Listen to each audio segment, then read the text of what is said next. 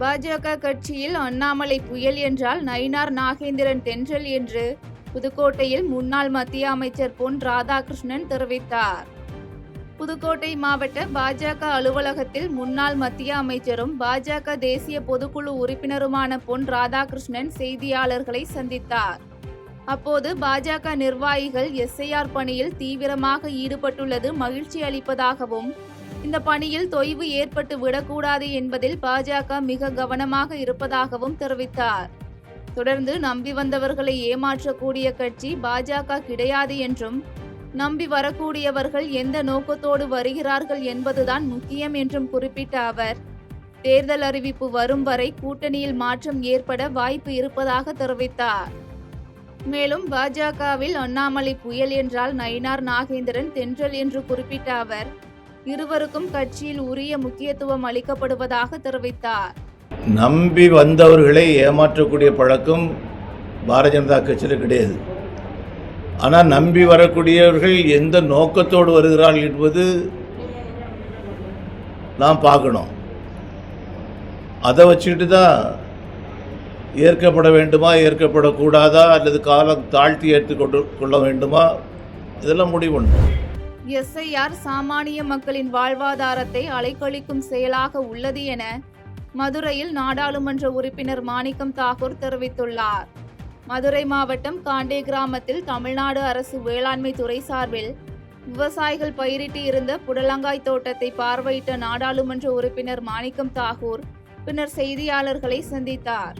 அப்போது யூரியா உரப்பிரச்சனை என்பது பல விவசாயிகளை பாதிக்கக்கூடிய வகையில் உள்ளது என்றும், மத்திய பாஜக அரசின் தவறான கொள்கையினால் யூரியா உர தட்டுப்பாடு தொடர்கிறது என்றும் குற்றம் சாட்டிய அவர், செங்கோட்டையன் தாவேகாவில் இணைந்தது குறித்த கேள்விக்கு 10% இருந்த அதிமுக செங்கோட்டையனை நீக்கியதற்கு பிறகு அழிவின் விளிம்பை நோக்கி சென்று கொண்டிருப்பதாக கருத்து தெரிவித்தார். தொடர்ந்து எஸ்ஐஆர் படிவத்தை பெறும் விவசாயிகள் அதனை என்ன செய்வது என்று தெரியாமல் அங்கும் இங்கும் அலைவது வேதனை அளிப்பதாக தெரிவித்த அவர், எஸ்ஐஆர் திட்டம் மூலம் அரசு அலுவலர்கள் தற்கொலை செய்து கொண்டது குறித்து நாடாளுமன்றத்தில் கண்டன குரல் எழுப்பப்படும் என தெரிவித்தார். ஒரு எஸ்ஐஆர் ஏன் வந்துச்சுன்னே தெரிய மாட்டேது. எல்லாரும் ப்ரூவ் பண்ண வேண்டியா இருக்கு, நான் ஓட்டர்ப்பா, நானும் ஓட்டர்னு. அதனால இந்த திட்டம், இந்த எஸ்ஐஆர் என்பது மக்கள் விரோதமானது. இது சாமானியர்களை அலக்களிப்பதற்காக கொண்டு வரப்பட்டது. இது உண்மையிலேயே இதை பொறுத்த தேவையற்ற ஒன்று. இதில் அதிகாரிகளும் பலருடைய பிஎல்ஓக்களுடைய கஷ்டமும் கண்ணுக்கு முன்னாடி தெரிகிறது. பல மாநிலங்களில் பிஎல்ஓக்கள் தற்கொலை செய்து கொண்டிருக்கிறார்கள். இதை பாராளுமன்றத்தில் அவசியம் எழுப்புவோம். எஸ்ஐஆர் என்பது மிக முக்கியமான பிரச்சனையாக இருக்கிறது. வரப்போகின்ற 1ஆம் தேதி தொடங்க போன்ற பாராளுமன்றத்தில் இதை எழுப்புவோம். திருவாரூர் தியாகராஜ சுவாமி கோயிலில் உள்ள 900 சுவாமி சிலைகள் போலியாக உள்ளது என ஓய்வு பெற்ற ஐஜி பொன் மாணிக்கவேல் குற்றம் சாட்டியுள்ளார். திருவாரூரில் புகழ்பெற்ற தியாகராஜர் கோயில் வாசலில் ஓய்வு பெற்ற ஐஜி பொன் மாணிக்கவேல் செய்தியாளர்களை சந்தித்தார். அப்போது காணாமல் போன தெய்வ திருமேனிகளை கடந்த 33 வருடங்களாக கண்டுபிடிக்க முடியவில்லை என்றும், இதற்கு காரணம் காவல்துறையினரால் சுதந்திரமாக செயல்பட முடியாத நிலைதான் என்றும் கூறிய அவர், காவல்துறையில் உள்ள திறமையான போலீஸ் அதிகாரிகள் சுதந்திரமாக செயல்பட முடியாத நிலை இருப்பதாக தெரிவித்தார்.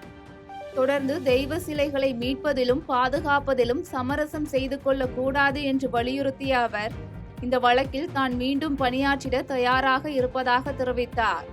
மேலும் திருவாரூர் தியாகராஜ சுவாமி கோயிலில் உள்ள 900 சிலைகள் போலியாக உள்ளது என்று கூறிய அவர், தனக்கு தெரிந்து 197 சிலைகளை உறுதியாக சொல்ல முடியும் என கூறினார்.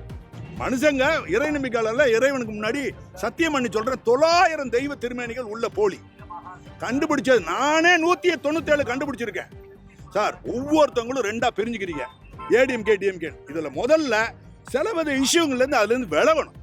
நம்ம சாக போகும்போது ஏடிஎம்கே டிஎம்கே நான் போறோம் இல்லையா? எவன் அயோக்கியனா அவனை தோலை உரிக்கணும், எவன் திருடனோ அவனை உரிச்சு காட்டணும்.